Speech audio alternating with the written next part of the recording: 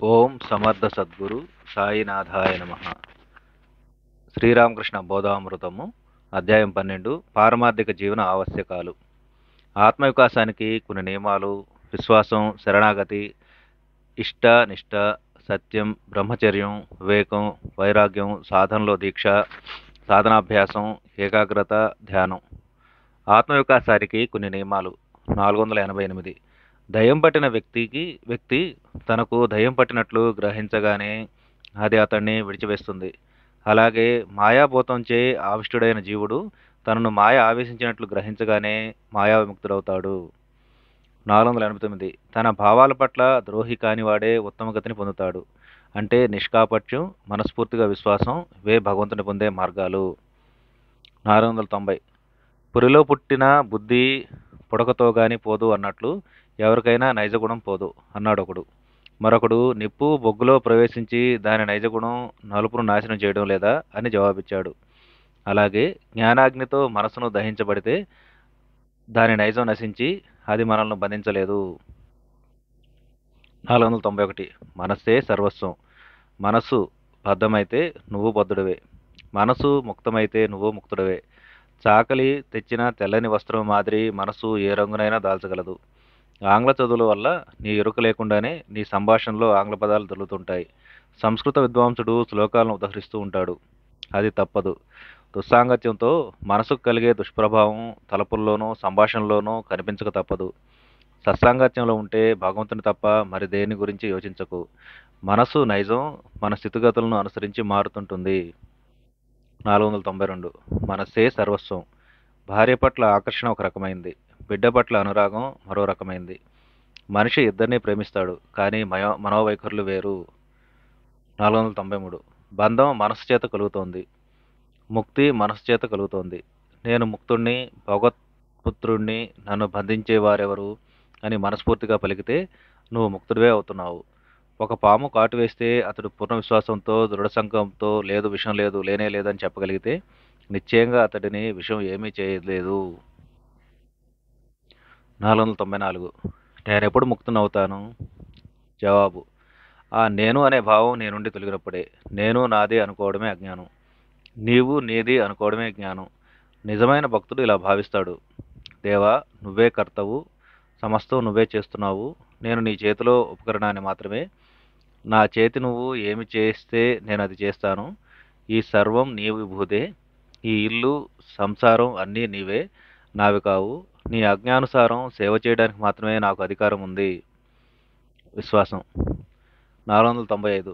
కొందరు విశ్వాసాన్ని గుడ్డి నమ్మకం నిరసిస్తున్న శిష్యుడొకడితో గురుదేవులు ఇలా అన్నారు: మంచిది, గుడ్డి నమ్మకం అంటే నీ అభిప్రాయం ఏమిటో చెప్పగలవా?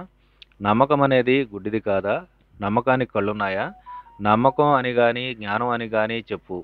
కాదంటే కొన్ని సందర్భాల్లో నమ్మకం గుడ్డిదని, మరికొన్ని సందర్భాల్లో కళ్ళు గలదని చెప్పు. నీ విచిత్ర భావం ఏమిటో నాకు బోధపడడం లేదు. 496. నారాయణుడి పట్ల విశ్వాసం లేకుండడం చేతనే నరుడు బాధపడుతున్నాడు. 497. భగవంతుడిపై శ్రద్ధాభక్తులు ఎవరికి అబ్బుతాయో ఎవరికి అబ్బవో శరీర లక్షణాల చేతనే తెలుసుకోవచ్చు. ఎముకలు పొటకరించుకుని ఉండే బక్కవాడు, కుంటకళ్ళవాడు, మెల్లకంటివాడు, ఈ రకాల వాళ్లకు భక్తి విశ్వాసాలు అబ్బడం దుర్లభం. 498. మరొకరిని చంపాలంటే కత్తులు కటాలు కావాలి, తను తాను చంపుకోవడానికి సూదే చాలు. ఇతరులకు బోధించాలంటే అనేక శాస్త్రాలను చదవాల్సి ఉంటుంది. స్వయంగా సాక్షాత్కారం పొందడానికి ఒక్క మంత్రంలో శ్రద్ధాభక్తులుంటే చాలు. 499. ప్రశ్న: హైందవుల్లో అనేక శాఖా సాంప్రదాయాలు ఉన్నాయి కదా, వాటిలో మనం దేన్ని అవలంబించాలి? శ్రీరామకృష్ణులు: పార్వతి ఒకసారి పరమేశ్వరుని ఇలా అడిగింది: నాదా, శాశ్వత బ్రహ్మానందాన్ని పొందడానికి కీలకం ఏమిటి? అందుకు శ్రద్ధే కీలకం అన్నాడు పరమేశ్వరుడు. కాబట్టి శాఖా సాంప్రదాయాల్లో ఏమీ లేదు. ప్రతి మానవుడు తన సాంప్రదాయంలో నియమాలను, సాధనలను శ్రద్ధాభక్తులతో అవలంబించడం ధర్మం. 500. పిండి కొద్దీ రొట్టె అన్నట్లు భక్తి కొద్దీ పారమార్థిక జ్ఞానం. శ్రద్ధాభక్తులు లేని చోట తత్వజ్ఞానాన్ని అన్వేషించడం పిచ్చి. మేత విషయంలో ఊరకలేని పోని విచక్షణ చేసే ఆవు పాల విషయంలో వెనుకబడి ఉండడం అందరూ ఎరిగిందే. కానీ గడ్డి, గాదం, చిట్టి, ఆప్యాయంతో తినే ఆవు చక్కగా పాలిస్తుంది. అలాంటి ఆవు పొదుగు నుంచి కుంభవృష్టిగా పాలు కురుస్తాయి. 501. ఎవడికి విశ్వాసం ఉందో వాడికి అన్నీ ఉన్నట్లే, ఎవడికి విశ్వాసం లేదో వాడికి అన్నీ లోటే. 502. ఈశ్వర సాక్షాత్కారం కావాలంటావా? పూనికతో దృఢ విశ్వాసంతో నామజపం చెయ్యి. నిత్యమేదో అనిత్యమేదో వివేచించు. 503. పసిబాలుడి నమ్మకం లాంటి నమ్మకం లేకుంటే ఈశ్వర సాక్షాత్కారం పొందడం అసాధ్యం. ఎవడికై ఎవడైనా చూపించి అతడు నీ అన్న అని తల్లి అంటే పిల్లవాడు అతగాడిని నిజంగా తన అన్నగానే భావిస్తాడు. అటు పోకు అక్కడ బూచి ఉంది అంటే తల్లి చెబితే అక్కడ ఏదో బూచి ఉందనే పిల్లవాడు నమ్ముతాడు. ఇలాంటి పసివాడి విశ్వాసం లాంటి విశ్వాసం ఉన్న మనిషి పట్ల భగవంతుడికి కరుణ కలుగుతుంది. ఊరక లాభ నష్టాలను గురించి బేరీజు వేస్తుండే లౌకిక ప్రబుద్ధులు భగవంతుని పొందడం దుర్లభం. 504. ఒకరోజు శ్రీకృష్ణుడు అర్జునుడితో రథం మీద వెళుతూ ఆకాశం కేసి చూస్తూ, అర్జున, పావురాలు ఎంత చక్కగా బారులు తీరి ఎగురుతున్నాయో చూడు అన్నాడు. 504 మళ్ళీ చదువుతున్నాను. ఒకరోజు శ్రీకృష్ణుడు అర్జునుడితో రథం మీద వెళుతూ ఆకాశం కేసి చూస్తూ, అర్జున, పావురాలు ఎంత చక్కగా బారులు తీరి ఎగురుతున్నాయో చూడు అన్నాడు. అర్జునుడు వెంటనే అటు కేసి దృష్టి సారించి, బావా, నిజమే, చాలా చక్కని పావురాలు సుమా అన్నాడు. మరు క్షణంలోనే కృష్ణుడు మళ్ళా అటు కేసి చూస్తూ, కాదోయ్, అవి పావురాల్లా కనిపించడం లేదు అన్నాడు. అర్జునుడు ఆ వైపే చూస్తూ, నిజమే, అవి పావురాలు కావే అన్నాడు. దీనిలోని భావం ఏమిటో గ్రహించండి. సత్యసంధుడైన అర్జునుడు కేవలం శ్రీకృష్ణుని పొగడడానికి కోసం అతడు చెప్పిన దానికల్లా తల ఊపాడని తలచలేం. కానీ అతడు శ్రీకృష్ణుడు ఏం చెప్పినా వెంటనే ప్రత్యక్షంగా గాంచగలిగేంతటి దృఢ విశ్వాసం ఉన్నవాడు. 505. రాజుకున్న నిప్పుల మీద పెట్టి పంచదార పానకాన్ని పాకం పట్టు. దానిలో మాలిన్యం ఉన్నంత వరకు ఆ పానకం నుంచి పొగ, కళెపెళం అనే శబ్దం వస్తుంటాయి. కానీ మాలిన్యాన్ని లేక తెట్టును తొలగించాక పొగ, శబ్దం అణిగిపోతాయి. స్వచ్ఛమైన పాకం పొంగులు తేరుకుంటుంది. అప్పుడు అది గడ్డగట్టిన పలుచగా ఉన్న దివ్యంగా ఉంటుంది. దేవతలకు గాని మానవులకు గాని పరమానందప్రదంగా ఉప్పుతుంది. శ్రద్ధాభక్తులున్న వాడి నడవడిక ఇలాంటిది. 506. ఒకడు నదిని దాటవలసి వచ్చింది. ఒక సిద్ధుడు వాడికి ఒక తాయెత్తు ఇచ్చి, ఇది నిన్ను నదిని దాటిస్తుందని చెప్పాడు. అతగాడు దాని గైకుని నది మీదుగా పోతున్నాడు. సగం దూరం వెళ్ళగానే తనకు అంత అద్భుత శక్తి ఇచ్చిన ఆ తాయెత్తులో ఏముందో చూడాలని అతనికి కుతూహలం కలిగింది. వెంటనే దాన్ని విప్పి చూస్తే దానిలో ఒక కాగితం మీద పవిత్రమైన రామనామం రాసి ఉండడం చూచాడు. ఇదేనా దీనిలోని రహస్యం అని తృణీకర భావం అతనిలో కలిగింది. ఈ అవిశ్వాసం కలగగానే అతడు నది నీటిలో బుడుంగున మునిగిపోయాడు. భగవన్నామంలోని శ్రద్ధాభక్తులు అద్భుత కార్యాలను చేయగలవు. శ్రద్ధే జీవనం, అశ్రద్ధే మరణం. 507. ఒక శిష్యుడు తన గురువు అనంత శక్తి పట్ల అఖండ విశ్వాసం గలవాడై గురునామ స్మరణ మాత్రంతో నది నీటి మీద నడవసాగాడు. దాన్ని చూచి ఆ గురువు ఇలా తలిచాడు, ఆహా, కేవలం నా పేరులోనే ఇంతటి మహిమ ఉంటే నేనెంతటి మహాత్ముడినో, శక్తివంతుడినో. మర్నాడు ఆ గురువు నేను నేను అంటూ ఆ నది మీద నడిచిపోవడం ప్రయత్నించాడు. కానీ అతగాడు నదిలో అడుగు పెట్టాడో లేదో దానిలో మునిగిపోయాడు. ఈదుదామంటే పాపం అతనికి ఈత కూడా రాదు. విశ్వాసం అద్భుత కార్యాలను సాధిస్తుంది. అహంభావము వినాశనం తెచ్చిపెడుతుంది. 508. సాక్షాత్తు అవతారమూర్తి అయిన శ్రీరామచంద్రుడు లంకకు పోవడానికై సముద్రానికి సేతు కట్టవలసి వచ్చింది. కానీ ఆయన భక్తుడు, సేవకుడు అయిన హనుమంతుడు రామనామంలోని అఖండ విశ్వాసంతో ఒక్క గెంతులో సముద్రాన్ని లంఘించాడు. కేవలం విశ్వాస మహిమతో స్వామి కంటే సేవకుడే ఎలా ఘనతర కార్యాన్ని చేయగలడో చూడండి. 509. బ్రహ్మహత్యా పాతకానికి పాల్పడ్డ రాజొకడు తానెలాంటి ప్రాయచిత్తం చేసుకుని పునీతుడగలడో తెలుసుకోవడానికే ఒక ఋషాశ్రమానికి వెళ్ళాడు. ఆశ్రమంలో ఋషి లేడు గాని ఆయన కుమారుడున్నాడు. రాజు వచ్చిన పని తెలుసుకుని 3 సార్లు రామనామం స్మరించు, నీకు పాపం పరిహారం అవుతుందని ప్రాయశ్చిత్తాన్ని విధించాడు. తర్వాత ఋషి వచ్చి తన కుమారుడు వివరించిన ప్రాయశ్చిత్తాన్ని గురించి విని కోపించుకుని ఇలా అన్నాడు, శ్రీరామనామాన్ని ఒక్కసారి ఉచ్చరించగానే 1,000,000 జన్మల్లో చేసిన పాపాలన్నీ హరించుకుపోతాయి. ఓరి మూఢుడా, నువ్వెంతటి విశ్వాసహీనుడవు! అలాంటి పవిత్ర నామాన్ని 3 సార్లు ఉచ్చరించమని విధించావా? నీ విశ్వాసహీనతకు ఫలితంగా చండాలుడు వైపు. అతడే రామాయణంలో పేర్కొనబడ్డ గుహుడు. 510. రాయి అనేక ఏళ్ళు నీటిలో పడి ఉన్న ఒక్క చుక్క నీరు కూడా దానిలోకి ఎక్కదు. కానీ బంకమన్ను నీరు తగలగానే మెత్తబడిపోతుంది. అలాగే దృఢ విశ్వాసం గల వాడి హృదయం ఎన్ని బాధలు ఎదురైనా, ఎన్ని హింసలకు గురైనా కృంగిపోదు. దుర్బల విశ్వాసం గలవాడు కించిత్ కష్టం వాటిల్నా చలించిపోతాడు. 511. చెక్కుముక్కు రాయి 1,000,000 సంవత్సరాల పర్యంతం నీటి అడుగున పడి ఉన్నా తనలోని అగ్నిని కోల్పోదు. నీ చిత్తం వచ్చినప్పుడు దాన్ని ఉక్కుతో కొట్టు తళుక్కున నిపురవ్వలు వెలువరిస్తుంది. దృఢ విశ్వాసం ఉన్న ఉత్తమ సాధకుడు ఇలాంటివాడు. లోకంలోని సకల దోషాలు అతన్ని ఆవరించిన భగవంతుడి పట్ల తన విశ్వాసాన్ని కోల్పోడు. భగవన్నామం చేయున పడగానే మహోత్సాహ పరవశుడై భక్తిపూరుడు అవుతాడు. 512 భావనను అనుసరించి సిద్ధి కలుగుతుంది. కీటకం సదా భ్రమరాన్ని గురించి భావన చేయడం వల్ల ఆ కీటకమే భ్రమరంగా మారుతుందని చెబుతారు.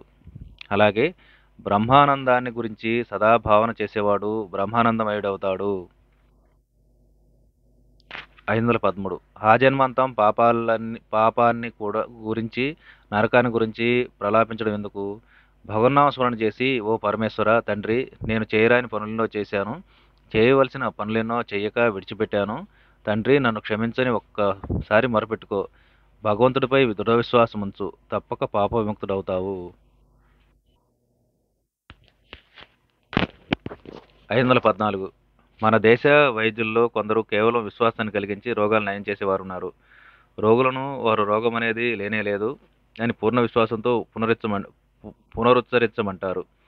రోగగ్రస్తులు అలా ఉచ్చరించి ఆ భావం ఆ మనోభావం యొక్క మహిమ చేతనే ఆరోగ్యాన్ని పొందగలుగుతున్నారు. పాపినని నైతిక దుర్బలులని భావించసాగావా? త్వరలోనే అలాగే అవుతావు. నువ్వు అఖండ శక్తివంతుడు అని మహా మహిమాన్వితుడు అని గ్రహించు, విశ్వాసం వహించు. చివరకు నువ్వు అఖండ శక్తివంతుడు అవుతావు, మహిమాన్వితుడు అవుతావు. 515 జీవుడని భావించే జీవుడు జీవుడుగానే ఉంటాడు. జీవుడని భావించేవాడు జీవుడుగానే ఉంటాడు. దేవుడని భావించేవాడు దేవుడే అవుతాడు. మనం ఎలా భావిస్తామో అలా అవుతాము. శరణాగతి. 516 పరమేశ్వరేచ్చే జరుగుగాక అని నిర్మలమైన భక్తితో నిష్కపటమైన విశ్వాసంతోనూ ఎవడు భగవంతుడికి తను తాను సమర్పించుకుంటాడో అలాంటి వాడు శీఘ్రంగా సాక్షాత్కారం పొందుతాడు. 517 సంసారంలో ఉండడం కానీ సంసారాన్ని త్యజించడం కానీ పరమేశ్వరేచ్ఛ మీద ఆధారపడి ఉంటుంది. కాబట్టి సర్వం ఆ పరమేశ్వరుడికే సమర్పించి కర్మలు నిర్వర్తించు. అంతకంటే నువ్వు చేయగలిగిందేమిటి? 518 ఆరుబయట పొలంలోని చిన్న గుంటల్లో నీటిని ఎవరు వాడుకున్నా త్వరలోనే ఎండిపోతుంది. అలాగే పాపాత్ములు ఒక్కొక్కప్పుడు పరమేశ్వరుని కరుణను కృపను అనన్యగతిగా నమ్ముకుని కేవలం అతడికి ఆత్మార్పణ చేసుకుని తరిస్తారు. 519 విధివశాత్తు ఈ సంసారంలో ఉండగా నువ్వు ఆచరించాల్సిన పని ఏమిటి? సమస్తం భగవంతుడికి సమర్పించి ఆయనకు ఆత్మార్పణం చేసుకో. ఇక నీకేమీ భయం ఉండదు, బాధ ఉండదు. సమస్తం భగవంతుడి ఇచ్చే మాత్రంగానే జరుగుతుందని అప్పుడు నువ్వు గ్రహిస్తావు. 520 ముక్తారునామా పవర్ ఆఫ్ అటార్నీ కు మించిన సులువు సురక్షితమైన మారే మార్గం లేదు. ఇక్కడ ముక్తారునామా అంటే నాది అనే భావం పూర్తిగా విడిచి సర్వం ఈశ్వరేచ్ఛకు సంపూర్ణంగా తను తాను సమర్పించుకోవడం అని భావం. 521 కోతి తిరుగాడుతుంటే దాని పిల్లి తల్లిని గట్టిగా అంటి పట్టుకుని ఉంటుంది. పిల్లి కూన అలాగే జాలి కొలిపేటట్లు మేవ మేవం అంటూ ఉంటుంది. అప్పుడు దాని తల్లి మెడపుచ్చుకుని సురక్షితమైన చోటుకి తీసుకుపోతుంది. కోతిపిల్ల తన పట్టును విడిచిందా కింద పడి దెబ్బతింటుంది. అందుచేతనే తన బలాన్ని నమ్ముకుని ఉంది. కానీ పిల్లి పిల్లకు అలాంటి భయం కించిత్తూ లేదు. తల్లే దాన్ని ఒక చోటు నుంచి మరొక చోటుకు తీసుకుపోతుంది. భగవంతుడి పూర్తిగా ఆత్మార్పణం చేసుకోవడానికి తను తాను నమ్ముకుని ఉండడానికి ఉన్న భేదం ఇటువంటిది. 522 ఒకడు తన ఇద్దరు చిన్న కుమారులతో పొలం గట్టు మీదుగా పోతున్నాడు. ఒకడిని ఎత్తుకున్నాడు. రెండోవాడు తండ్రి చేత పట్టుకుని నడుస్తున్నాడు. అప్పుడు వారికి ఆకాశంలో ఎగురుతున్న ఒక గాలిపటం కనిపించగా తండ్రి చేతిని పుచ్చుకున్న కొడుకు తన పట్టును విడిచి చప్పట్లు కొడుతూ నాన్న నాన్న అదుగో గాలిపటం అంటూ ఆనందంతో కేకలు పెట్టసాగాడు. ఇంతలో ఆ బాలుడు తడబడి పడిపోయాడు. దెబ్బలు తగిలాయి. తండ్రి ఎత్తుకున్న బాలుడు ఆనందంతో చప్పట్లు కొట్టాడు. కానీ తండ్రి పట్టుకుని ఉండడంతో కింద పడలేదు. ఆధ్యాత్మిక విషయంలో స్వయం సహాయాన్ని పురుషహంకారాన్ని నమ్ముకున్నవాడే ఇందులో మొదటి బాలుడు. భగవంతుడికి ఆత్మార్పణ చేసుకున్నవాడే రెండవ బాలుడు.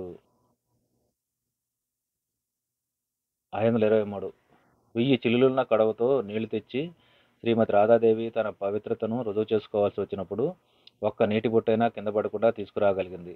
దాన్ని చూసి అందరూ ఇలాంటి పతివ్రత ఇంతకు ముందు లేదు, ఇక ముందు ఉండబోదు అని చాటిస్తూ ఆమెను అమితంగా కొనియాడసాగారు. అప్పుడు రాధ ఇలా అంది, నన్నెందుకు స్తుతిస్తారు? కృష్ణుడికి జయజయలు కొట్టండి. ఈ మహిమంతా అతడిదే కానీ అది కాదు. నేను కేవలం అతడి సేవికను.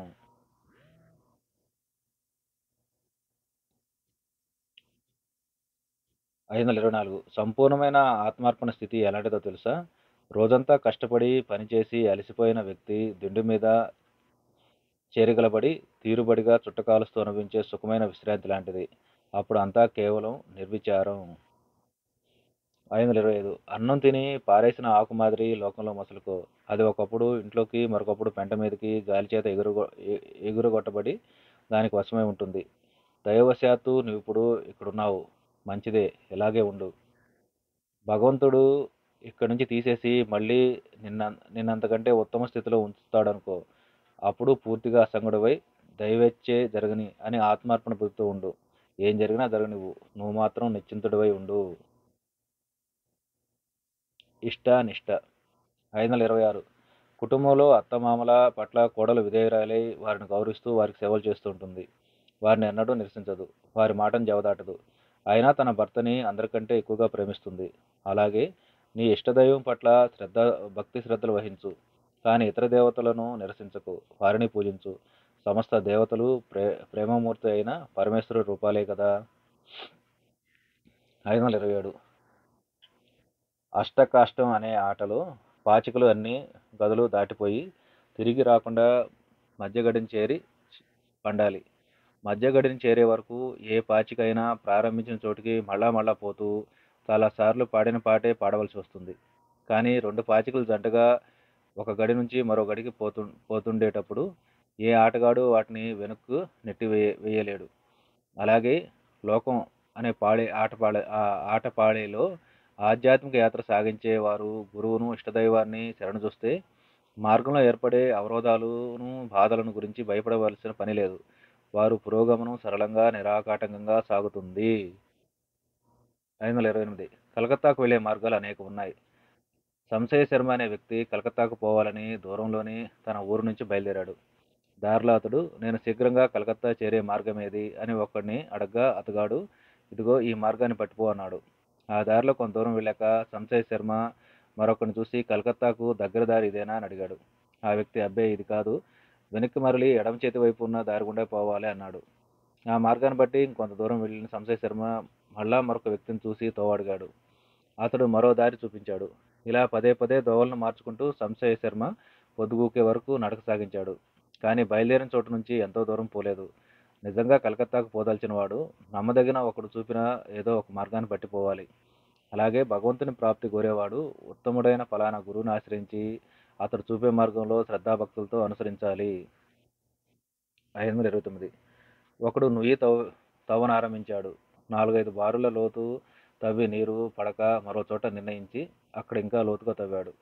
కానీ అక్కడ నీరు పడకపోవడంతో మరో తావును నిర్ణయించి అక్కడ మరంత లోతుగా తవ్వాడు. కానీ ఫలం కలగలేదు.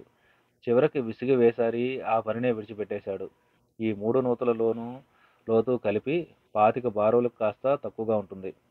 ఒక చోటు విడిచి మరో చోట తవ్వనారంభించడానికి బదులు తాను పడ్డ శ్రమలో సగమైన ఓపికతో మొదటి నూతికే వినియోగించి ఉంటే అతనికి నీరు లభించేది. ఈ మతం కాదని ఆ మతం, ఆ మతం కాదని మరో మతం, ఈ విధంగా మత ధర్మాలను ఊరక మార్చుకునే వారి విషయంలో కూడా ఇలాంటిదే. ఏదైనా ఒక మతాన్ని నమ్ముకుని దాన్నే శ్రద్ధాభక్తులతో సాధన చేస్తే విజయం తప్పక చేకూరుతుంది. పతివ్రత అయిన స్త్రీకి ఆజన్మాంతరాల్లో సైతం భర్తతో ఎడబాటు ఉండదు. అలాగే ఇష్టదైవం పట్ల శ్రద్ధాభక్తులున్నవాడు నిశ్చయంగా భగవంతుడిలో ఐక్యం పొందుతాడు. సత్యం. 531 కాపట్యాన్ని, వంచనను వీడి అంతరంగంలో భక్తి కలిగి ఉండు. వ్యాపారం కానీ ఇతరమైన ఉద్యోగం కానీ చేసేవారు కూడా సత్యాన్ని పరిపాలించాలి. సత్యమే ఈ కలియుగానికి విధింపబడ్డ తపస్సు. 532 సదా సత్యసంధులై ఉంటేనే గాని సత్యస్వరూపమైన భగవంతుని చూడలేరు. 533 పూనికతో సదా సత్యాన్ని పలకాలి. సత్యసంధత మూలంగా భగవంతుని గాంచగలం. 534 కృత్రిమం ఎప్పుడూ చెడే. కృత్రిమ వేషం సైతం చెడ్డదే. మనస్సు నీ వేషానికి అనుగుణంగా ఉండకపోతే ఆపదల పాలవుతావు, ఘోర వినాశనం పొందుతావు. ఈ రీతిగానే మానవుడు మోసగాడై తప్పుడు పనులు చేయడానికి, మాడడానికి వెనుకాడడు. 535 ఒకడు చాలా అప్పులు చేసి తన బాధ్యతను తప్పించుకునే నిమిత్తం పిచ్చెత్తినట్లు నటించసాగాడు.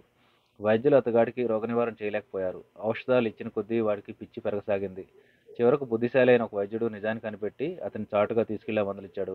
అయ్యా, ఇలా చేయడం తగునా? పిచ్చెత్తినట్లు నటించడం చేత నిజంగా పిచ్చివాడే కాగలవు సుమా. ఇప్పటికే నీలో కొన్ని ఉన్మాద చిహ్నాలు నాకు కనిపిస్తున్నాయి. ఈ హెచ్చరిక అతన్ని మేల్కొల్పింది. వాడి దోషం వాడికి కనిపించింది. అంతటితో అతడు పిచ్చివాడిలా నటించడం మానేశాడు. మానవుడు సదా ఎలా నటిస్తాడో నిజానికి అలాంటి వాడే అవుతాడు. బ్రహ్మచర్యం 536.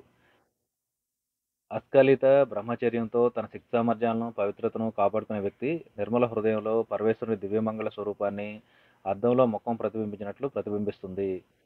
537. అఖండ బ్రహ్మచర్యం అమలిస్తే గాని ఆధ్యాత్మిక రహస్యాలను ఎవరూ గ్రహించలేరు.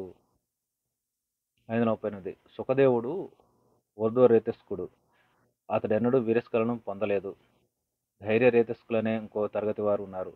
వీరిలో కూడా వీరస్ఖలనం పొందిన ప్రస్తుతం అస్ఖలిత బ్రహ్మచర్యాన్ని పాటిస్తూ ఉంటారు. 2 ఏళ్ళు 12 ఏళ్ళు ఎవరైనా ధైర్య రేతస్కుడై ఉంటే అమానుష శక్తి పొందగలుగుతాడు. అతడిలో ఒక కొత్త నాడి బయలుదేరుతుంది. అది మేధానాడి. దాని మూలంగా అతడు సమస్తాన్ని జ్ఞప్తికి తెచ్చుకోగలుగుతాడు. సమస్తాన్ని గ్రహించగలుగుతాడు.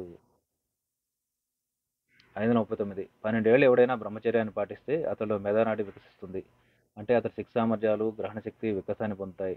అత్యంత సూక్ష్మ విషయాలను సైతం అవలీలగా గ్రహించే అంతటి శక్తి సంపన్నుడవుతాడు. అలాంటి గ్రహణ శక్తితోనే మానవుడు భగవంతుని తెలుసుకోగలడు. ఈ రీతి నిర్మల ప్రజ్ఞ చేతనే గాని భగవత్ సాక్షాత్కారాన్ని పొందలేం. 540. వీర్య నష్టం వల్ల శక్తి సామర్థ్యాలు క్షీణిస్తాయి. తన ఎరుక లేకుండా కలిగే స్వప్నస్ఖలనం ఒక లెక్కలోనిది కాదు. అది ఆహార దోషం చేత సంభవిస్తుంది. కానీ ఉత్తమ పారమార్థికుడైన వ్యక్తికి స్త్రీతో ఎలాంటి సంపర్కం ఉండకూడదు. 541. స్త్రీ భోగాన్ని విడిచిన వాడే ప్రపంచాన్ని త్యజించినవాడు. భగవంతుడు అతనికి అత్యంత సన్నిహితుడు. వివేకం 542. వివేకాన్ని అవలంబించు. కామినీ కాంచనాలు మిథ్యాభూతాలు. భగవంతుడు ఒక్కడే సత్యం. ధనం వల్ల ప్రయోజనం ఏమిటి? అది మనకు అన్నవస్త్రాలను నివాసాన్ని కల్పిస్తోంది. అంతే. ధనం వల్ల నువ్వు ఎన్నటికీ భగవంతుని చూడలేవు. ధనం పరమ పురుషార్థం కాదు. ఈ రకమైన విచారం వివేకం. కాంచనంలో కానీ స్త్రీ సౌందర్యంలో కానీ ఏముంది? వివేకాన్ని వినియోగించి చూస్తే అతిలోక సుందరి శరీరం సైతం రక్త మాంసం చర్మం ఎముకలు కొవ్వు మజ్జ చివరకు ఇతర జంతు శరీరం మాదిరిగే పేగులు మలం మూత్రం మొదలైన వాటితో కూడుకుని ఉందని బోధపడుతుంది. భగవంతుని మరిచి ఈ తుచ్చ కళేవరం మీద మానవుడు తన మనసును నిలపడం ఎంత విచిత్రం. 543. వివేక వైరాగ్యాలను అవలంబించు. నిత్యమేదో అనిత్యమేదో గ్రహించడమే వివేకం. విషయభోగాల్లో రాగం లేకుండడమే వైరాగ్యం. వివేక వైరాగ్యాలు ఆకస్మికంగా లభించేవి కాదు. వాటిని నిత్యం అభ్యసించాలి. కామినీ కాంచనాలను మొట్టమొదట మానసికంగా విడిచిపెట్టాలి. భగవదానుగ్రహం ఉంటే ఆ పిమ్మట బాహ్యంగాను అంతరంగంగాను కూడా విసర్జించవచ్చును. అభ్యాస యోగం చేత నిరంతర ధ్యాన సాధనల చేత కామినీ కాంచనాల పట్ల వైరాగ్యం అబ్బుతుంది. గీతలోనూ ఇలాగే చెప్పబడింది. నిరంతర సాధన చేత అసాధారణ శక్తి కలుగుతుంది. అప్పుడు ఇంద్రియాలను కామాదులను సులువుగా నిగ్రహించగలుగుతాం. అవయవాలను బొరుసులోకి లాక్కున్న తాబేలును నువ్వు ముక్కలు ముక్కలుగా నరికినా అది తన అవయవాలను బయటకు తీయదు. ఇంద్రియ నిగ్రహం అంటే ఇలాంటిది. 544. ప్రశ్న. జగత్తు మిథ్య. శ్రీరామకృష్ణుడు నువ్వు భగవంతుని చూడలేనంత వరకు జగత్తు మిథ్యే. సమస్తం భగస్వరూపంగా చూడడానికి బదులు నేను నాదే అనే పాశాల చేత మానవుడు సంసారబద్ధుడవుతున్నాడు. అలా అజ్ఞాన మోహితుడై విషయాసక్తుడై సంసార కుప్పంలో పడిపోతున్నాడు. తరుణోపాయం స్పష్టంగా గోచరించిన మాయ తన జాలం నుంచి మానవులను వెలువడనివ్వదు. తన మోహం చేత వారిని అందులను చేస్తుంది. విచారిస్తే ఈ సంసారం ఎంత అనిత్యమో నీకే తెలుస్తుంది. మనం వసించే ఇంటిని గురించి క్షణం ఆలోచించు. ఇందులో ఎందరు పుట్టారో ఎందరు గిట్టారో. ప్రాపంచిక విషయాలు ఒక్క క్షణంలో మన ముందు కనిపించి మరు క్షణంలో అదృశ్యమైపోతాయి. నా వారు అని నువ్వు భావించేవారు కనుమొయ్యగానే కనుమరుగు అవుతున్నారు. సంసారులకు మోహాపాశాలెంత బలియాలో కదా. తాను సంరక్షింపబడవలసిన వారు కుటుంబంలో తనకెవరూ లేకున్నా ఏ మరుడి పట్ల గల మమకారంతో కాశీకి వెళ్ళలేకున్నాడు. నేను లేని పక్షంలో మా హరి ఏమైపోతాడో అనే చింత అతని సంసారబద్ధుడిని చేస్తోంది. వెదురు మావులు ద్వారాలు తెరిచే ఉన్నా దానిలోకి చేపలు పైకి పోలేవు. గొంగళి పురుగు తాను అల్లుకున్న గూట్లో తను తాను బంధించుకు నశిస్తుంది. అలాంటి సంసారం విద్య కాదా. 545. అహంకారాన్ని ఎలా నశింపజేసుకోవాలో తెలుసా? వడ్లు దంచేవారు అప్పుడప్పుడు ఆగి ఊక మొదలైనవి పూర్తిగా పోయాయో లేదో అని పరిశీలిస్తుంటారు.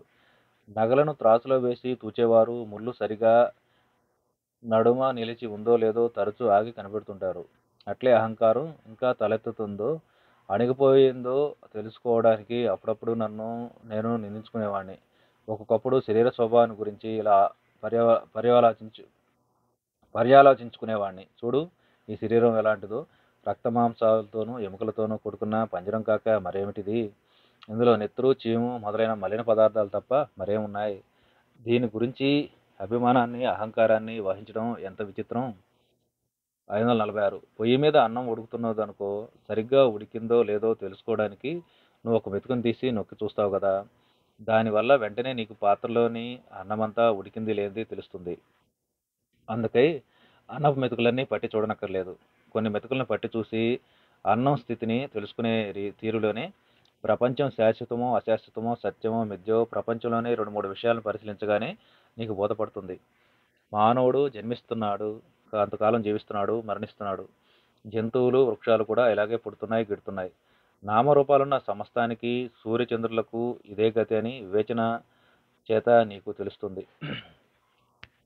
జగత్తులోని సమస్త వస్తువుల తత్వము ఈ విధంగా నీకు అవగాహన అవుతుంది. ఇలా జగత్తు అశాశ్వతమని, మిథ్య అని నువ్వు గ్రహించగానే దాని పట్ల నీకు మోహం ఉండదు. అప్పుడు సంసారాన్ని మానసికంగా త్యజించి కోరికల నుంచి ముక్తుడవుతావు. ఇలా విషయ పరిత్యాగం చేయగలిగితే జగత్తుకు ఆధారభూతుడైన పరమాత్ముడిని చూడగలవు. ఈ విధంగా బ్రహ్మ సాక్షాత్కారాన్ని పొందిన వ్యక్తి సర్వజ్ఞుడు గాక మరేమవుతాడు? వైరాగ్యం. 547. మన ఐహిక వాంఛలన్నీ ఈడేరినా దానిచే మనం ఒళ్ళు తెలియకున్నాం. ఈ భోగాలన్నిటికీ అనుభవించే నేనెవడని అనే ప్రశ్న అంతరంగంలో బయలుదేరక మానదు. ఉన్న కిటుకు వెల్లడవనారంభించే సమయం అదే కావచ్చు. 548. ముళ్లతోనూ తుప్పలతోనూ నిండి ఉన్న అడవిలో పాదరక్షకులు లేకుండా నడవడం అసాధ్యం. వనమంతా తోలుచేత కప్పబడి ఉండే పక్షంలో అలా నడవచ్చు. లేదా మన పాదాలకు పాదరక్షలు ధరించినా నడవచ్చు. అడవినంతా తోలుచేత కప్పడం అసాధ్యం. కాబట్టి మనమే పాదరక్షలు ధరించడం వివేకం. సంసారంలో మానవుడు అంతులేని కోరికలతో బాధపడుతున్నాడు. వాటి నుంచి తప్పించుకోవడానికి 2 మార్గాలున్నాయి. సమస్తమైన కోరికలను తీర్చుకోవడం లేదా వాటిని అన్నిటినీ పరిత్యజించడం. కానీ కోరికలన్నిటినీ తీర్చుకోవడం అసంభవం. ఎందుకంటే ఒక కోరికను తీర్చుకో ప్రయత్నించేటంతట్లో మరొకటి తలెత్తుంటుంది. కాబట్టి సంతుష్టితో జ్ఞానంతో కోరికను అణుచుకోవడమే వివేకం. 549. తామర గోకిన కొద్దీ హాయిగా ఉంటుంది, కానీ తర్వాత కలిగే మంట దుర్భరమై ఉంటుంది. అలాగే సంసార సుఖాలు మొదట్లో చాలా ఇంపుగా కనిపించినా పోను పోను వాటి వల్ల వాటిలే బాధలు దుర్భరమై చెప్పనలివి కాకుంటాయి. 550. ఒక గద్ద ముక్కున చేపను కరుచుకుని ఎగిరిపోతుంటే అనేక కాకులు, గద్దలు దాని వెంటబడి కూస్తూ ముక్కులతో పొడుస్తూ ఆ చేపను లాక్కో ప్రయత్నించసాగాయి. అది ఏ వైపుకు పోయినా కాకులు, గద్దలు వెంటాడుతూనే ఉన్నాయి. ఆ బాధపడలేక ప్రాణం విసికి ఆ గద్ద ముక్కున ఉన్న చేపను జారవిడిచింది. వెంటనే మరో గద్ద దాని ముక్కును కరుచుకుంది. మరుక్షణమే ఆ కాకులు, గద్దలు చేపను కరుచుకున్న రెండవ గద్ద వైపుకు తిరిగి దాన్ని వెంబడించసాగాయి. మొదట గద్ద ఆ బాధ లేకుండా ఒక చెట్టు కొమ్మ మీద వాలి శాంతంగా కూర్చున్నది. దాని ప్రశాంత స్థితిని చూచి అవధూత దానికి నమస్కరించి ఇలా అన్నాడు: ఓ పక్షిరాజమా, నువ్వే నా గురువు. ఐహిక విషయాల భారాన్ని విడవనంత వరకు మానవుడు సంసార బాధల నుంచి ముక్తుడు కాడని, శాంతిని పొందలేడని నువ్వు నాకు బోధిస్తున్నావు. 551. గంతులు కడితేనే గాని బెదురుగుర్రం తిన్నగా నడవలేదు. లౌకికుడు మనస్సుకు వివేక వైరాగ్యాలనే గంతలు లేకుంటే తొట్రపాటుకు లోనవుతాడు, వెడత్రోవ పడతాడు. 552. చమురు చేత తడిసిన కాగితం మీద రాయలేం. అలాగే దుర్గుణాలు, విషయభోగాలనే నూనెలో నాని పాడైన మనస్సు పారమార్థిక సాధనలకు పనికి రాకుంటుంది. కానీ నూనె కాగితం మీద శుద్ధను అలదితే మళ్ళా దాని మీద రాయవచ్చు. అలాగే వైరాగ్యం అనే శుద్ధను అలదితే సాంసారికుని మనస్సు మళ్ళా సాధనకు పనికి వస్తుంది. 553. విషపు సాలెపురుగు ఉంది. అది కుడితే ముందుగా పుండును, పసుపు వేలు తెచ్చి వాటితో మంత్రిస్తే గాని ఏ ఔషధం పనిచేయదు. ఆ తర్వాత ఔషధాలు గుణమిస్తాయి. అలాగే కామిని కాంచనాల అనే సాలెపురుగు విషయం హృదయంలో ప్రవేశించిన పక్షంలో వైరాగ్యం అనే మూలికతో మంత్రించుకుంటే గాని మానవుడు సాధనలు సాగించి శ్రేయాన్ని పొందలేడు. 554. ఇండుప గంధాన్ని గాని పటికను గాని అరగదీసి ఆ ద్రావణాన్ని మట్టి నీటిలో కలిపితే ఆ నీరు తేరుకుని మడ్డి అంతా అడుక్కుపోతుంది. వివేక వైరాగ్యాలే మానవుడి మనస్సనే మట్టి నీటిని శుద్ధి చేసే ద్రావణాలు. వీటి మూలంగానే మానవుడు పరిశుద్ధులవగలరు. 555 గొంగళి పురుగు తాను అల్లుకున్న గూట్లో తనను బంధించుకుంటుంది. అలాగే సంసారి తన కోరికలనే వలలో తాను చిక్కుకుంటూ ఉంటాడు. కానీ గొంగళి పురుగు రమ్యమైన సీతాకోక చిలుకగా పరిణమించినప్పుడు తన గూటిని ఛేదించుకుని గాలి వెలుతురులను యథేచ్ఛగా అనుభవిస్తూ ఎగిరిపోతుంది. అలాగే సంసారి వివేక వైరాగ్యాల అనే రెక్కలతో మాయాజాలాన్ని ఛేదించుకుని బయటపడగలడు. 556 దేవాలయమనే హృదయ తాళాన్ని తీయాలంటే చెవి వెనుక్కు తిప్పాలి. అంటే భగవంతుని ప్రార్థించడానికి రాగద్వేషాలను విడిచి వివేక వైరాగ్యాలు అవలంబించాలి. 557 వివేక వైరాగ్యాలు లేకుంటే శాస్త్రాలను వేదాంత గ్రంథాలను ఊరక వల్లెవేయడం చేత ఏం ప్రయోజనం? అవి వివేక వైరాగ్యాలు లేకుంటే ఎలాంటి ఆత్మవిశ్వాసం కలగబోదు. 558 భగవంతుని ప్రార్థించడం ఎలా? స్త్రీ సంపదలను మన శరీరాలను అందు నిమిత్తం దారపోయాలి. 559 మోక్షాన్ని పొందే ముందు లౌకికుడి మనోస్థితి ఎలా ఉండాలి? భగవదాన గ్రహంతో భోగాల పట్ల అఖండ వైరాగ్యం కలిగితే గాని కామినీ కాంచనాల ఆకర్షణ నుంచి మానవుడు ముక్తిని పొందలేడు. ఇకపోతే నీ అఖండ వైరాగ్యం ఎలాంటిది? క్రమక్రమంగా భగవంతుని ప్రాప్తిస్తాను, ఇది మంద వైరాగ్య వైఖరి. కానీ ఎవడి వైరాగ్యం తీవ్రమై ఉంటుందో అలాంటి వ్యక్తి తల్లి బిడ్డ కోసం పరితపించేటట్లు భగవంతుడి కోసం పరితపిస్తాడు. భగవంతుని వీడి తదితరాన్ని అతడు కోరడు. సంసారం అతడికి ఏ నిమిషమైనా తనను ముంచివేసే భయంకరమైన సాగర్లా కనిపిస్తుంది. బంధువులు అతడికి విషసర్పాల్లాగా తోచగా వారి బారి నుండి తప్పించుకో చూస్తాడు. భగవంతుడి సాక్షాత్కారం పొందడానికి ముందు సంసార పరిస్థితులను అతడెన్నడూ చక్కపరుచుకోదలచడు. సంసార స్పృహే అతడికి ఉండదు. తీవ్ర వైరాగ్యం అంటే ఇలాంటిది. మోక్షత్వం అంటే ఇలాంటిది. 560 భగవంతుడి కోసం భక్తుడు ఇందుచేత సమస్తాన్ని త్యజిస్తాడు. ప్రకాశవంతమైన దీపాన్ని చూశాక మిడత వెనుకకు మరలా ఇష్టపడదు. చీమ చక్కెర రాశిలో ప్రాణాలు విడుస్తుందే గాని వెనక్కి తిరిగిపోదు. భగవద్భక్తుడు ఇలానే తన ప్రాణాలను సైతం బ్రహ్మప్రాప్తి కోసం ధారపోస్తాడే గాని అన్యాన్ని లక్ష్యపెట్టడు. 561 పరిశీలన చేత ఆప్తవాక్యాల చేత స్వానుభవం చేత పాకివాడి స్థితి నుంచి సార్వభౌముడి స్థితి వరకు ఉన్న సమస్త దశలను పరిశోధించి విషయభోగాలు తుచ్చాలని మనసుకు నిశ్చయం కలిగితే గాని ఎవరూ నిజమైన జ్ఞాని పరహంస కాలేడు. 561 కామ కాంచనాలను త్యజిస్తే గాని బ్రహ్మజ్ఞానం వెనటికి కలదు. త్యాగోదయం అవగానే అవిద్యాహంకారం పటాపంచలవుతుంది. కటకాన్ని సూర్యకిరణాలు ఎదురుగా పట్టుకుని దాని ద్వారా అనేక వస్తువులను తగులబెట్టవచ్చును. కానీ నీడనున్న గదిలో దాన్ని అలా వినియోగించలేం.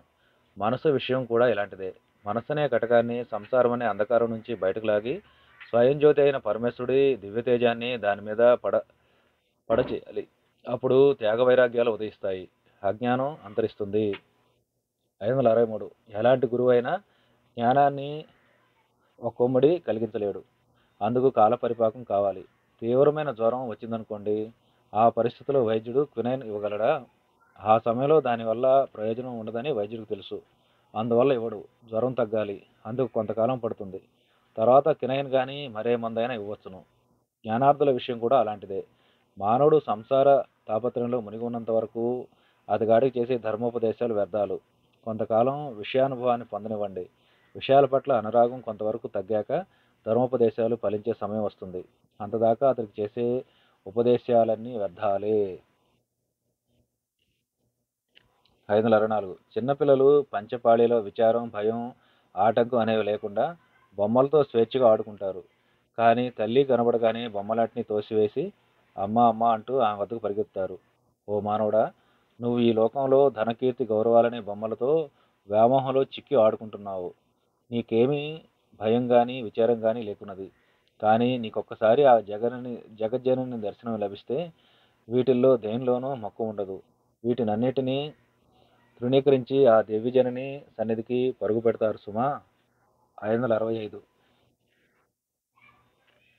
565 వైరాగ్యం అనేక రకాలు. ఘోరమైన సంసార దుఃఖం అనుభవం చేత కలిగేది ఒక రకమైన వైరాగ్యం. కానీ తనకు అందుబాటులో ఉన్న ఐహిక భోగ్యాలను అశాస్త్రాలని తుచ్చాలని గ్రహించడం చేత కలిగే వైరాగ్యం ఉత్తమమైంది. ఇలాంటి వైరాగ్యం ఉన్న వ్యక్తికి సమస్త భోగభాగ్యాలున్నా లేనివాడుగానే ఎంచుతాడు. 566 వైరాగ్యం ఎన్ని రకాలు? తీవ్ర వైరాగ్యమని, మంద వైరాగ్యమని సామాన్యంగా 2 రకాలు. ఒక రాత్రిలో చెరువు తవ్వి అప్పటికప్పుడు నీటితో నింపాలనే దీక్ష వహించడం వంటిది తీవ్ర వైరాగ్యం. నెమ్మదిగా అడుగడుగున ఆగుతూ కాల విలంబనం చేస్తూ వృద్ధి పొందేది మంద వైరాగ్యం. అది ఎప్పుడు పరిపక్వ దశకు వస్తుందో పరమాత్ముడికి ఎరుక. 567 ఒకడు స్నానానికి ఏటికి పోతూ చాలా రోజులుగా ఎవరో ఒక పెద్ద మనిషి సన్యసించడానికై ప్రయత్నిస్తున్నట్లు ఉన్నాడు. ఆ మాటతో సన్యాసి జీవనమే సర్వోత్తమని అతడికి ఎలాగో మనసుకు తట్టింది. వెంటనే అతడు సన్యసించాలని నిశ్చయించుకుని ఇంటికి పోకుండానే కట్టుబట్టలతోనే వెళ్ళిపోయాడు. తీవ్ర వైరాగ్యం అంటే ఇలాంటిది. 568 అఖండ సచ్చిదానంద సాగరంలో నిమగ్నుడవు. కామ క్రోధాదులనే మొసళ్లకు వెరవకు. వివేక వైరాగ్యాలనే పసుపును దట్టంగా ఒంటి నిండా రాసుకో. దాని అగరు చేత కామక్రోధాదులనే మొసళ్ళు నిన్ను సమీపించలేవు. సాధనలో దీక్ష. 569 రైతులు గిత్తలను ఎలా కొనుగోలు చేస్తారో తెలుసా? ఓ విషయంలో వారెంతో నిపుణులు. ఏవి మంచో ఏవి కావో వారు ఇట్టే గ్రహించగలరు. గిత్త చురుగుదనం ఎలాంటిదో కనుగొనడం వారికి బాగా తెలుసు. వారు ఊరక తోకను తాకుతారు. ఫలితం అద్భుతం. చురుకుదనం లేనివి చలించక నిద్రపోతున్నట్లుగా పడుకుని ఉంటాయి. చురుకైనవి తమ జోలికి వచ్చినందుకు ఆగ్రహిస్తున్నట్లుగా ఎగిరి గంతులు వేస్తాయి. రైతులు ఈ రకం వాటినే ఎంచుకుంటారు. జీవితం సఫలం కావాలంటే మానవుడికి నిజమైన సత్తా ఉండాలి. కానీ పాలలో నానవేసిన మరమరాల మాదిరి మెత్తనై ఎదున పొందని పౌరుష విహీనులు అనేకులుంటారు. వారిలో సామర్థ్యం శూన్యం. దీక్ష పూని ఏ పని కొనసాగించడానికై సంకల్ప శక్తి శూన్యం. మనోబలం అంతకు మునిపే సున్నా. ఇలాంటి వారి జీవితాలు ఎందుకు కొరగానివి. 570 పెద్ద చేపలను పట్టదలిచి జాలరి నీళ్ళలో గాలాన్ని వేసి గంటల కొద్దీ వేచి ఉండాలి. అలాగే దీక్షతోనూ ఓర్పుతోనూ సాధనలు సాగించే భక్తుడు చివరకు తప్పక భగవంతుని కనుకుంటాడు. 571 వంశపారంపరంగా వ్యవసాయం సాగించే రైతు 12 ఏళ్ళు అనావృష్టిని సంభవించి ఏమీ పండకున్నా వ్యవసాయం మానుకోడు. కానీ కొత్తగా వ్యవసాయానికి దిగిన వర్తకుడు ఒక్క ఋతువు అనావృష్టి సంభవించగానే దిగులు పడి ఇవి మనకు అచ్చి రాలేదని వ్యవసాయానికి స్వస్తి చెప్తాడు. అదే రీతిలో జీవితకాలమంతా సాధన చేసి చివరకు భగవంతుని కనుగోకున్న నిజమైన భక్తుడు నిరుత్సాహపడడు, సాధన మానుకోడు. 572 ఈత నేర్చుకున్న వ్యక్తి కొన్నాళ్లకు ఆ ప్రయత్నం చేయాలి. ఒకరోజు అభ్యాసం చేయగానే సముద్రంలో ఈదడానికి ఎవరూ సాహసించరాదు. అలాగే సచ్చిదానంద సాగరంలో ఈదలాడే దలస్తే నువ్వు కృతార్థుడు అవడానికి ముందు కష్ట నష్టాలకు వచ్చి అనేక సాధనలు చేయవలసి ఉంటుంది. 573 ఇప్పుడే పుట్టిన దూడ స్థిరంగా నిలబడడానికి ముందు చాలాసార్లు పడుతుంది. అలాగే బ్రహ్మ సాక్షాత్కారం సిద్ధించే పర్యంతం సాధకుడికి బ్రహ్మ మార్గంలో అనేక సార్లు తొట్రపాటు కలుగుతుంది.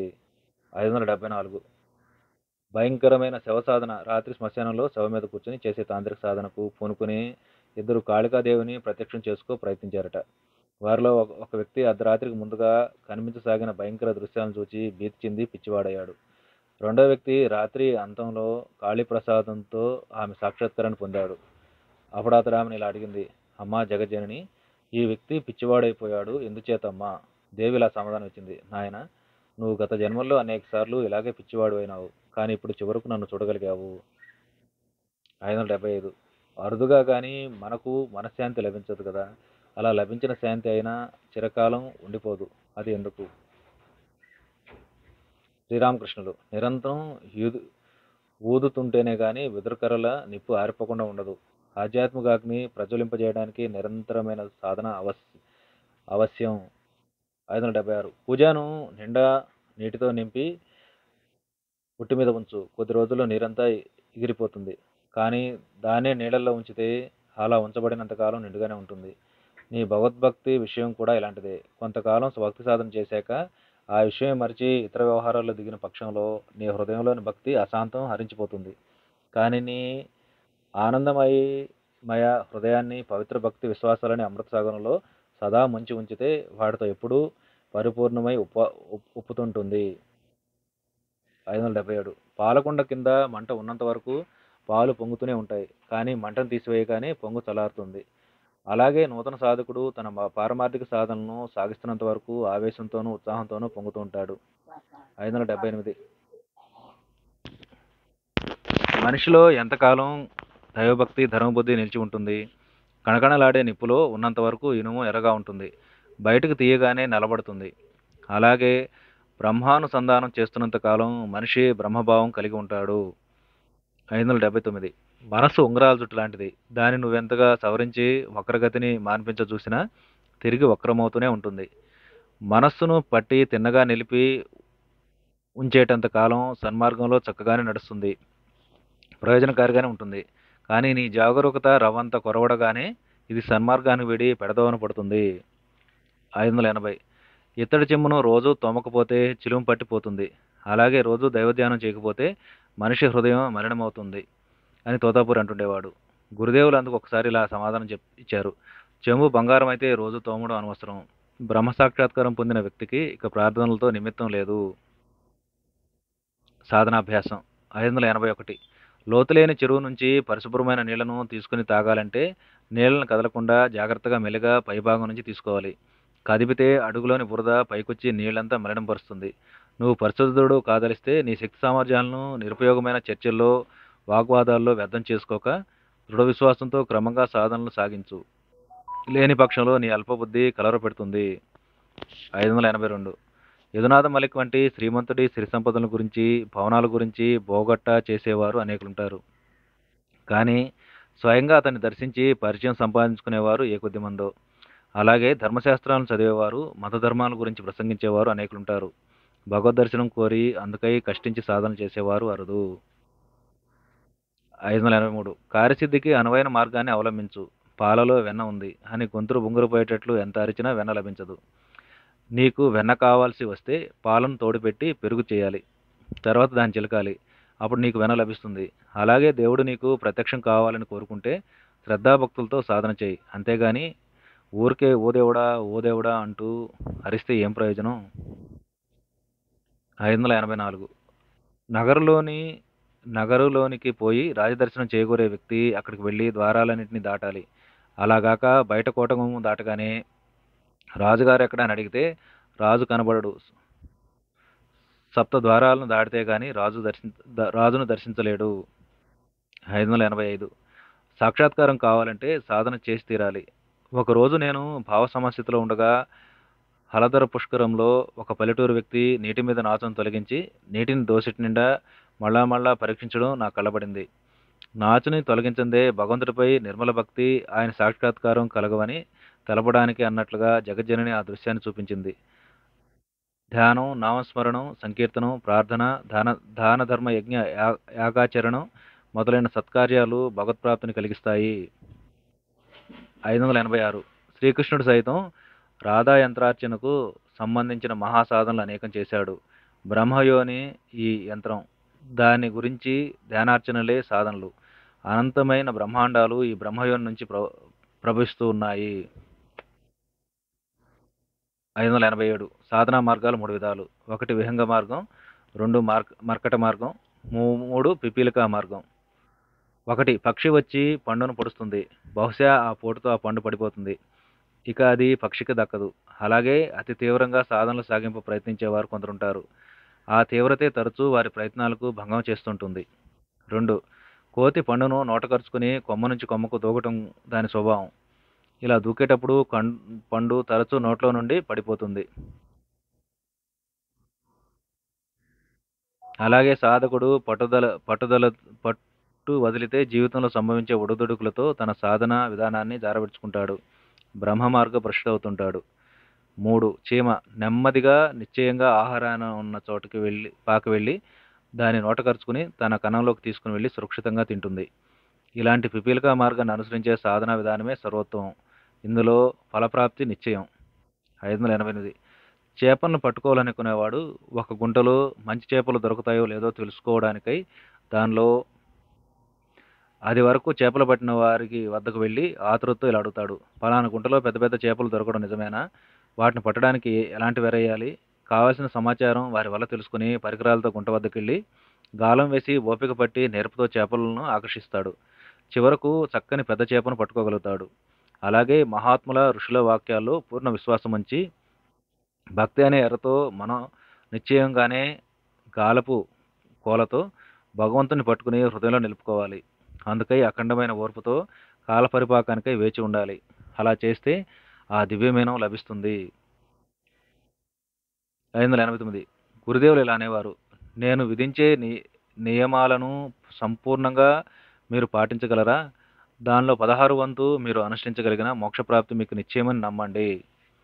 ఆత్మసాక్షాత్కారం కావాలంటే సాధనలు ఆచరించి తీరాలి. కానీ పరిపూర్ణ శ్రద్ధ ఉంటే స్వల్ప సాధన అయినా చాలు. 591 పరమ పావనమైన భగవన్నామ ప్రభావంలో సంపూర్ణ విశ్వాసం ఉంటే నిరంతర నామస్మరణలో మనసు రమిస్తే అలాంటి వ్యక్తికి మరే ఇతర సాధన గాని వివేచన గాని అనావశ్యం. అప్పుడు సంశయాలన్నీ సమసిపోతాయి. మనసు నిర్మలమవుతుంది. పావన నామ ప్రభావంతో భగవంతుడే స్వయంగా అతడికి సాక్షాత్కరిస్తాడు. 592 వేదాలు పురాణాలు పఠనీయాలు శ్రవణీయాలు కానీ తంత్ర సాధనలు చేయదగినవి. హరినామాన్ని నోరారా పలకాలి, చివరాలా వినాలి. కొన్ని రోగాల నివారణకై పైకి మందులు రాయాలి, లోపలికి మందు పుచ్చుకోవాలి.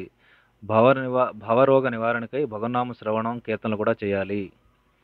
593 సాధన సిద్ధులని కృపాసిద్ధులని ముక్తులు రెండు కోవలకు చెందుతారు. మంచి పంట దక్కడానికి కొందరు తమ పొలాలకు కాలువలు తీసో నీటిని తోడే చాలా శ్రమ చేయవలసి ఉంటుంది. కానీ నీటి కోసం ఇలాంటి శ్రమను ఎంతమాత్రం పడనక్కర్లేని అదృష్టవంతులు కొందరుంటారు. ఎలాగంటే వానలు పడి వారి పొలాలనంతా నీటితో నింపుతాయి. మాయాబంధం నుంచి ముక్తి పొందడానికై దాదాపు అందరూ దీక్షతో సాధన చేయవలసే ఉన్నారు. కానీ కృపాసిద్ధులకు ఈ శ్రమంతా అనావశ్యకం. భగవంత్ కృపతో వారు ముక్తులవుతారు. కానీ వీరి సంఖ్య అత్యల్పం. ఏకాగ్రత ధ్యానం. 594 జపతపాలను సదా ఆచరిస్తూ ఉండాలి. 595 పనులన్నిటినీ కట్టిపెట్టి సాయంకాలం నువ్వు భగవంతుని ధ్యానించాలి. సంధ్యా సమయంలో సహజంగా భగవద్భావన మనసును ఆవరిస్తుంది. కాసేపటి క్రితం సమస్తం దృగ్గోచరమైంది. కానీ ఆహా, ఇంతలోనే సర్వం చీకటితో ఆవరింపబడిందే. ఇలా చేసేవారెవరు? ఇలాంటి భావాలు మనసులో పడసూపుతాయి. సాయంకాలం మహమ్మదులు ఎలా అన్ని పనులు విడిచిపెట్టి నమాజులో కూర్చుంటారో మీరు చూడలేదా? 596 పొట్లం చినిగిపోగా కారిపోయి నాలుగు వైపులా చెల్లాచెదురైన ఆవాలను పోగు చేయడం చాలా కష్టం. విషయాల వెంబడి నాలుగు దిక్కులకేసి పరుగులు పెట్టే మనసును అంతర్ముఖం చేసి ఏకాగ్రం చేయడం ఎంతో కష్టము. 597 ఏ మారుమూలో నిర్జనారణ్యంలోనో లేక నిశ్చలమైన నీ హృదయ దేవాలయంలోనో భగవంతుని ధ్యానించు. 599 సాధకుడు ప్రారంభ దశలో ఎప్పుడూ ఏకాంత స్థలానికి వెళ్ళి మనసును ఏకాగ్రం చేయడానికి ప్రయత్నించాలి. లేకుంటే నానా విషయాలను మనసును ఆకర్షించి కలవరపెడతాయి. పాలకు నీటి చేరిక కలిగిస్తే రెండు ఐక్యమవుతాయి. కానీ పాలను చిలికి వెన్నగా మారిస్తే అలా పరిణామం పొందిన పాలు అంటే వెన్న ఇక నీటితో కలవడానికి మారుగా నీటిపైన తేలియాడుతుంటుంది. అలాగే నిరంతర సాధనతో చిత్తాగ్రతను పొందిన వ్యక్తి ఎక్కడున్నా అతని మనస్సు పరిస్థితులకు లొంగక సదా బ్రహ్మభావంతో నిలకడ కలిగి ఉంటుంది. 599 తన శరీరాన్ని చూపిస్తూ గురుదేవుల శిష్యులకు ఇలా బోధించేవారు. ధాన్యం ఆరంభించడానికి ముందు దీన్ని గురించి కొంతసేపు భావించు. నేను ఇలా చెప్పడానికి కారణం ఏమిటో తెలుసా? మీకు దీనిలోని నమ్మికతో మీ భావాలు దీని వైపుకు తిప్పబడిన పక్షంలో వెంటనే భగవంతుడి వైపుకు మరలుతాయి. ఇది ఆవుల మంద కనిపించగానే ఎవరికైనా ఆలకాపరి తలపుకు రావడం వంటిది. లేదా కుమారుని చూడగానే తండ్రి, వకీల్ని చూడగానే న్యాయస్థానము జ్ఞాపకం రావడం వంటిది. 1000 విషయాల్లో చెల్లాచెదురై ఉండే మనసు దీని గురించి భావించేటప్పుడు ఏకాగ్రమవుతుంది. అలా ఏకాగ్రమవగానే భగవంతుడి మీదకు మరలుతుంది. అప్పుడు సరైన ధ్యానం సాధ్యమవుతుంది.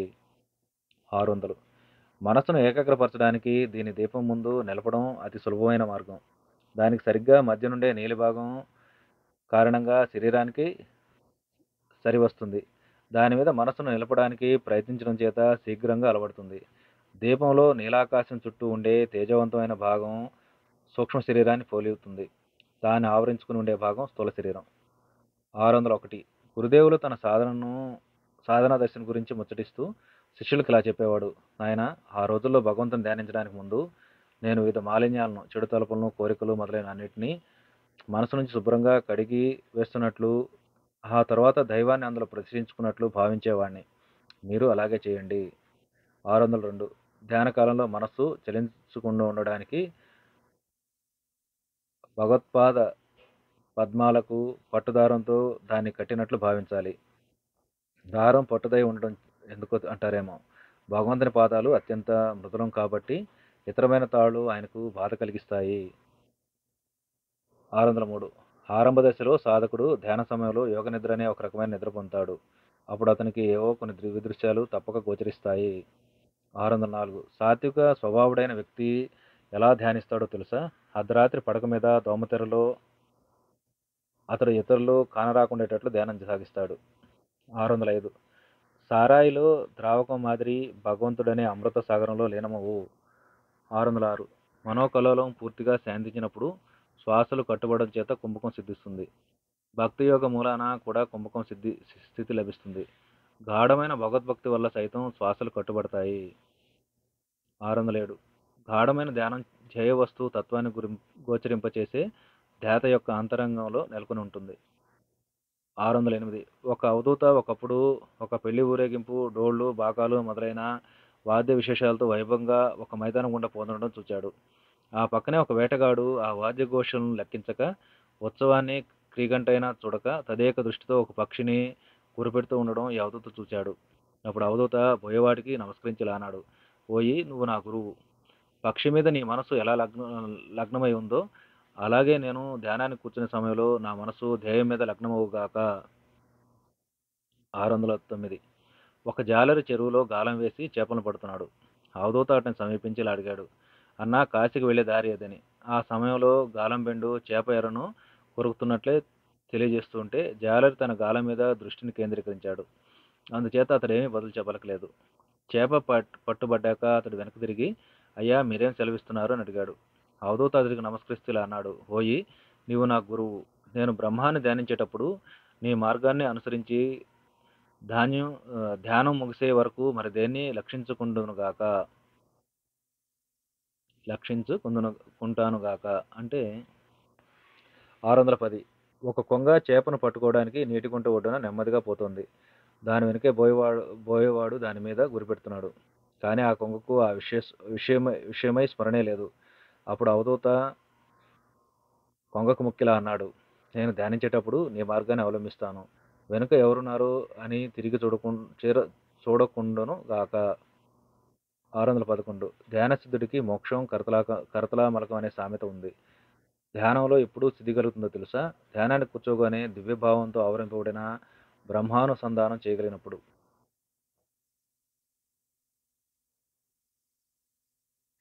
612. ధ్యానంలో తీక్షణమైన ఏకాగ్రత కలిగినప్పుడు అన్యమేది వినిపించదు. బాహ్యస్పర్శలు గాని విషయానుభవాలు గాని లేకుంటాయి. శరీరం మీద పాము పాకుతున్నా అప్పుడు తెలియదు. ధ్యాతకు గాని పాముకు గాని ఆ విషయమై ఎరుకే లేకుంటుంది.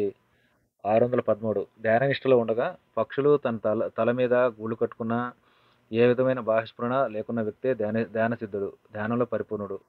614. ప్రగాఢ ధ్యానంలో ఇంద్రియ వ్యాపారాలన్నీ కట్టుబడతాయి.